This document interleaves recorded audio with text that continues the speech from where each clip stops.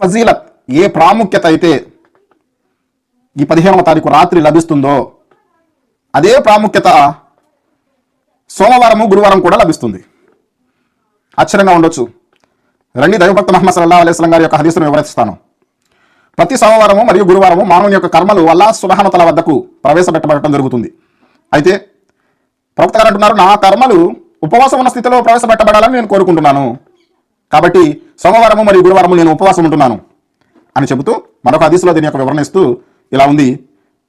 సోమవారము మరియు గురువారము ఇద్దరు వ్యక్తులు, అసూయాపరుడు మరియు షిర్కు చేసేవారు, వీళ్ళిద్దరిని తప్ప మిగతా వాళ్ళందరినీ అల్లాహ్ సుబ్హానహు వ తఆలా క్షమిస్తాడు అని చెప్పి కూడా తెలియజేయడం జరిగింది. ఏ ప్రాముఖ్యత 15వ తారీఖు షాబాన్ రోజుకుందో అదే ప్రాముఖ్యత సోమవారం మరియు గురువారం ఉంది. మరి మసీదులో ఎలా చేశారు? 15వ తారీఖు జాగారం చేయాలి, పగల ఉపవాసం ఉండాలి, మన మన్నింపు కోసం అల్లాహ్ సుబ్హానహు వ తఆలా క్షమాభిక్ష వేడుకోవాలి అని. మరి సోమవారము గురువారం ఏమైంది? సోమవారం గురువారం ఎందుకు ఎలా చేయడం లేదు?